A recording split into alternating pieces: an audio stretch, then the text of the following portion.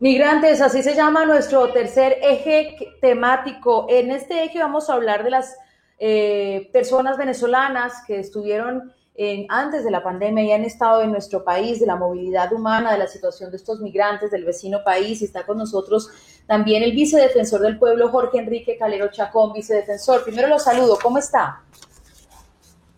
Muy bien, a ver, buenos días a usted y a todos los que están asistiendo a esta audiencia de rendición de cuentas. Quiero presentar un poco el contexto para los que siguen nuestra transmisión sobre la diáspora venezolana.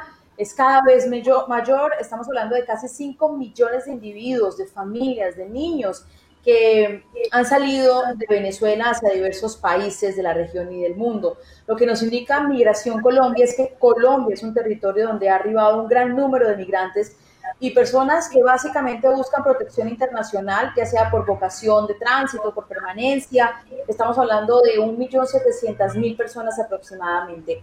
De esa población, de ese 1.788.380 personas, aproximadamente 763.000 se encuentran en condición regular. El resto, 1.024.000, viven en situación de irregularidad, siendo los últimos, los irregulares más expuestos a riesgos asociados a migración, a vulneración de derechos. Allí ha trabajado la Defensoría del Pueblo. ¿Qué han hecho ustedes, vicedefensor, para trabajar con esta población vulnerable? Muchas gracias, Mabel. Lo que usted dice es totalmente cierto y esa situación la vemos de manera recurrente en las ciudades del país y en muchas zonas de este territorio nacional, donde, por ejemplo, Bogotá alberga el 20% de los migrantes venezolanos, Norte Santander el 11% y Atlántico el 9%, sin dejar de mencionar otros departamentos como La Guajira, Antioquia y Santander. Estas son algunas cifras de los territorios donde se nota esa recesión de población en condición de migración forzada. Y para proteger a la población vulnerable, la Defensoría del Pueblo ha adelantado acciones de acompañamiento, de atención, de incidencia y monitoreo en las zonas de frontera.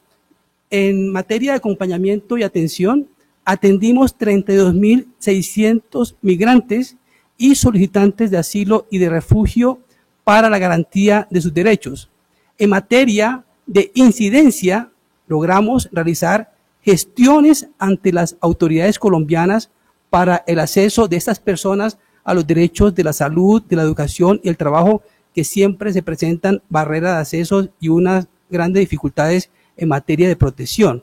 Igualmente apoyamos la conformación y la puesta en marcha de un programa bien importante como es la Red del Migrante en los departamentos de Norte Santander, Arauca, Nariño, también en La Guajira y en la región del Urabá, para fortalecer las capacidades de las autoridades territoriales.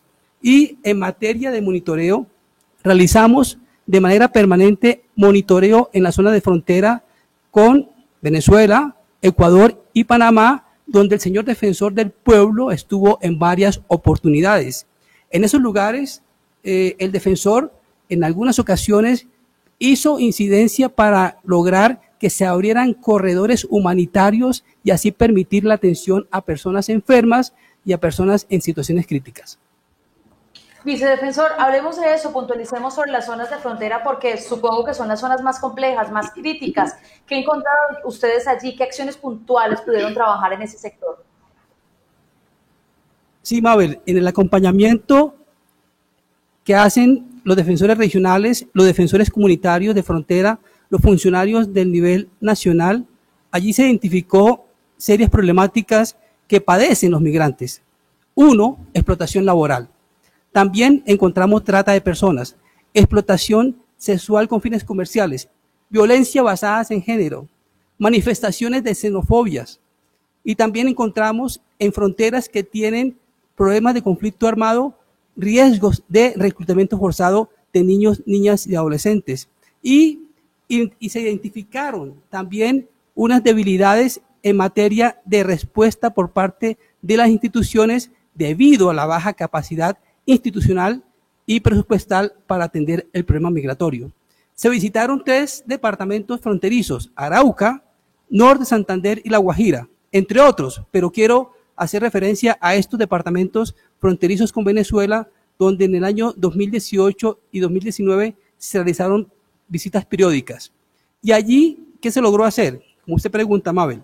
Uno, se incidió en la garantía de los derechos de la población migrante y con necesidad de protección internacional ante las autoridades e instituciones de las zonas de frontera, porque muchos no tienen cómo acceder a los procedimientos para solicitar el asilo y el refugio.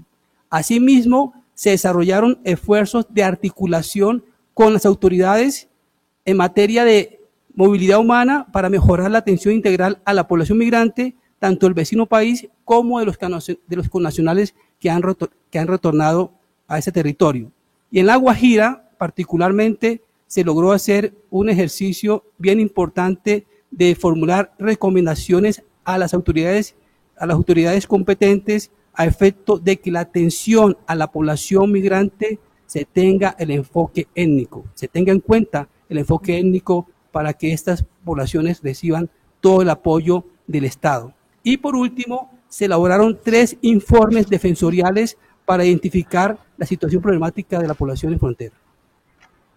Oiga, vicedefensor, fíjese usted en la situación que nos encontramos de esta virtualidad, de esta rendición de cuentas desde espacios totalmente distintos. Una realidad que también pasa por la protección en salud de los migrantes. Estamos viviendo una pandemia. Como especie, como humanidad, estamos compartiendo esta realidad.